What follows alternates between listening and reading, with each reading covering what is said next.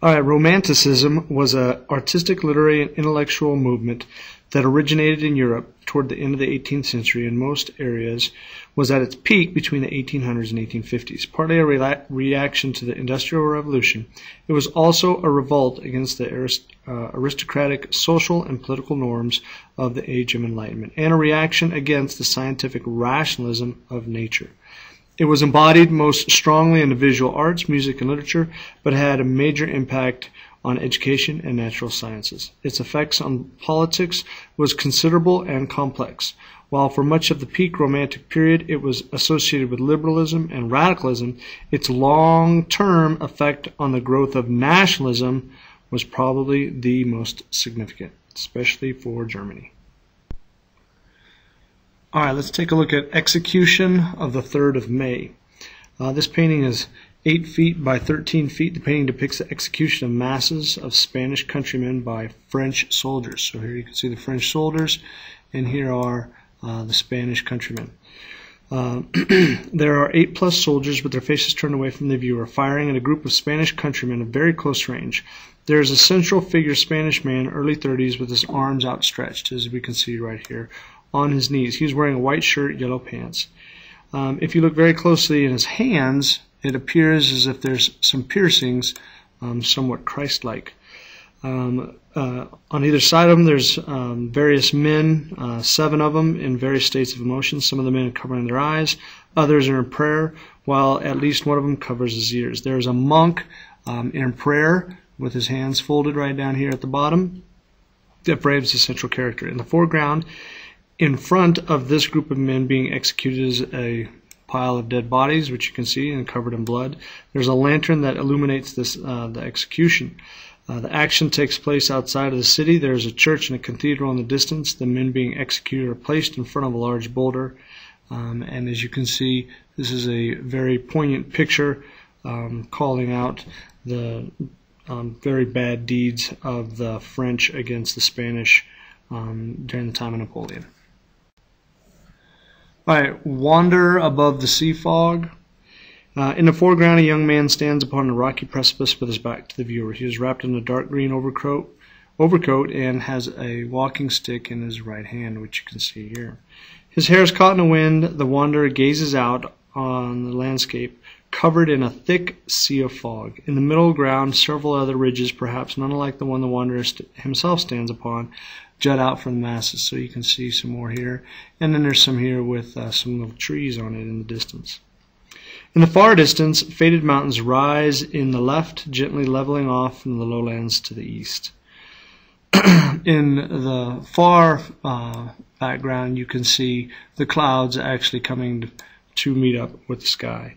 It is often said that Friedrich himself is in this picture, and it can be also said that this is a metaphor for the unknown future, which a lot of romantic art portrayed. Wander Above the Sea Fog. All right, The Raft of the Medusa by Géricault is a painting that depicts the moment from the aftermath of the French wreck, the Medusa, which ran aground off the southwest coast in the Atlantic in July of 1816. At least 147 people were set adrift on the hurriedly constructed raft. All but 15 died in 13 days before their rescue, and those who survived endured starvation and dehydration and practiced cannibalism. The event became an international scandal in part because of the cause of the widely attributed to the incompetence of the French captain, perceived to be acting under the authority of the recently restored French monarchy. In reality, King Louis XVIII had no say in the captain's appointment, since monarchs were not directly involved in appointments to ships. The appointment was made by the Ministry of Navy. So as you can see here, there are numerous people in different stages of death and dying. These people over here up on the top are waving their flags. Way off in the distance, there is a ship that they're trying to attract some attention to. But more than anything, the artist actually went to morgues and hospitals to get a real sense of what dead and dying people look like. So this was based off of true events, but the people there are also based off of how people really were dead and dying in France. The Raft of the Medusa. All right, The Death of Sardanapalus, 1827 by Delacroix, is an oil on canvas painting. Its most dominant feature is the large bed-like couch that the Sardanapalus is actually sitting on. You have this nude that's prostrating herself on apathetic Sardanapalus for mercy. Sardanapalus has ordered his possessions destroyed and all of his concubines murdered before immolating himself or lighting himself on fire. Once he learned he was faced with military defeat, you can see some of his slaves also putting to death his horses. Here is more of his concubines that are sure to come under the blade. The Death of Sardanapalus is based on the tale of Sardanapalus, the last king of Assyria, from the Historical Library of Ancient Greek Historians. And it is a work from the era of Romanticism. The painting uses rich, vivid, and warm colors and broad brushstrokes. It is a painting from the period of Romanticism. Death of Sardanapalus.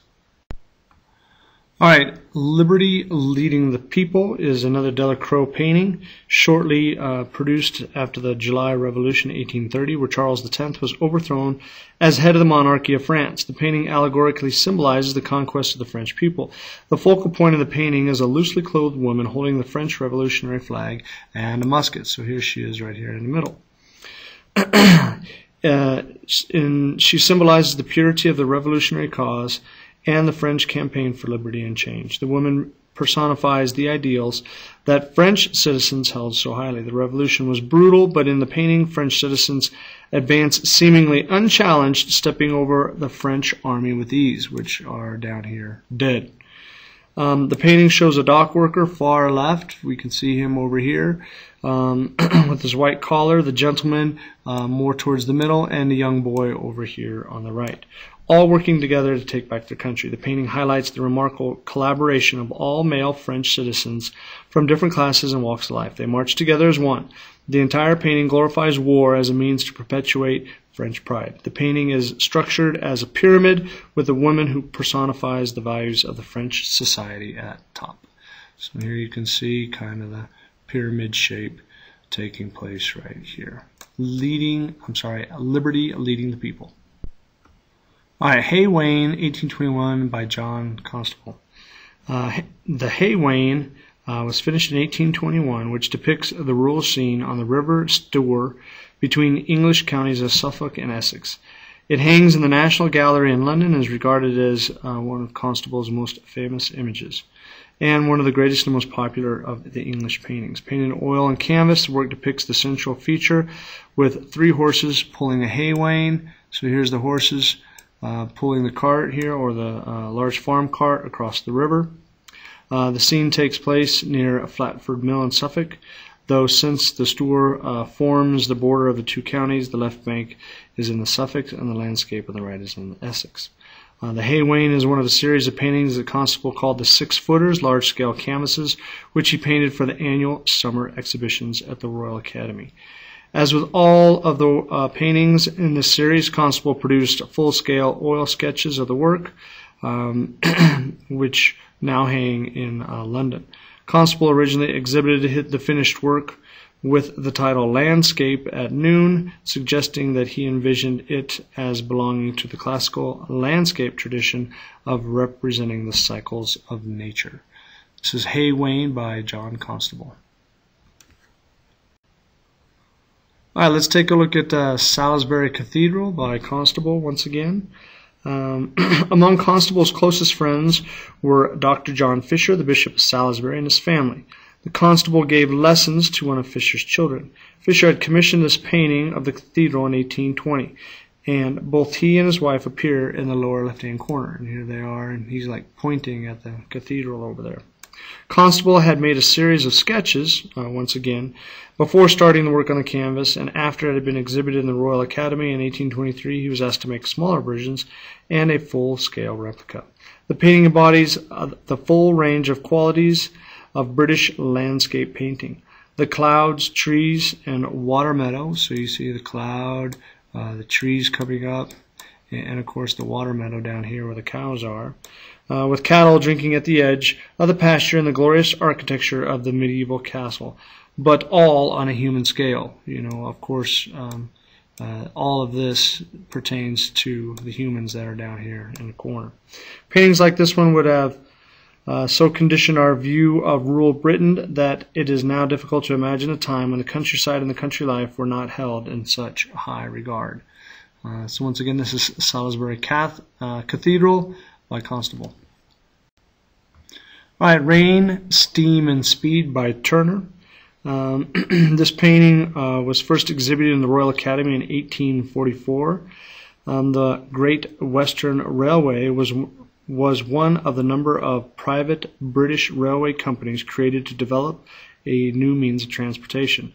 The location of the painting is widely accepted as the Maidenhead Railway Bridge across the River Thames.